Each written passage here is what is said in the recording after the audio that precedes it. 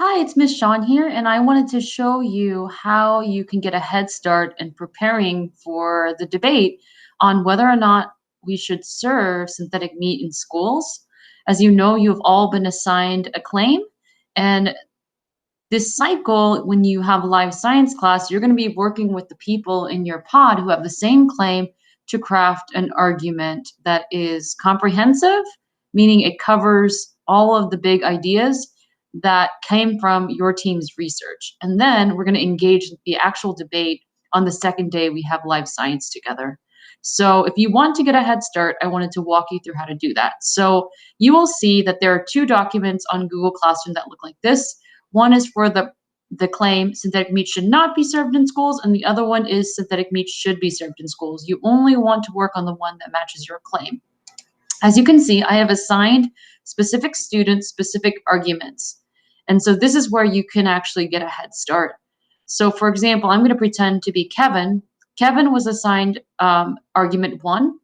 And what he's going to do, and I'm going to model this for you, is pick his favorite argument, evidence and reasoning from his previous research to support the claim that synthetic meat should not be served in schools. As you can see, I assigned several students, two students argument two and two students argument three. So that all depends on how many people are in your pod. On the other hand, there's an introduction and a closing that have not been assigned. And so that's where you can decide as a team who you want to give that introduction, who you want to give that closing. And as a reminder, for this project, you are being graded as an individual. The competition is for the team, but the grades are going to be linked to your individual contribution. So the more you contribute to the debate, the more points you will get. And you can see the rubric for that. So I'm going to model what Kevin will do by showing you some research that I have done. And my favorite source was actually this NPR podcast that was called To Slow Global Warming. UN, which stands for the United Nations, warns agriculture must change.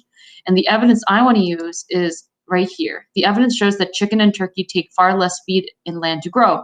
They also put less methane in the atmosphere. My analysis, synthetic meat should not be served in schools when we have so many other alternatives to eat foods that do not harm the environment as much as beef. For example, we could serve more vegetables and replace beef with chicken or turkey. Synthetic meat could be a risk to bring into schools if students do not like them. This could lead to more food waste. So this is the argument that I'm going to contribute, pretending to be Kevin. And I'm going to paste that here. So that when you come to class, whenever that may be, it depends on which house you're in, you have your evidence and reasoning ready to go.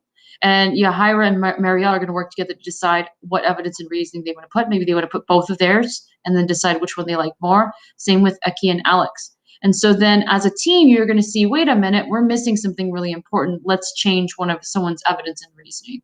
So for now, what you can do ahead of time is place your favorite evidence and reasoning. And then when we come together in class during mandatory science, you're going to workshop this in breakout rooms to make sure that nothing's missing and that all roles are taken into account. Okay. If you scroll further down, you'll notice there's a thing called debate note catcher and question one for the other team and question two. This you won't fill out except for during the debate. When the other team, the opposing team, is presenting, you're going to be taking notes to help you craft questions. And again, the more you speak and the more you defend your claim, whether it be by answering someone else's questions or asking questions that about the other team's claim, the more points you will get.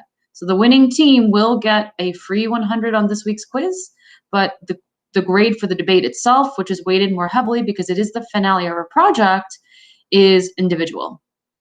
Okay, best of luck.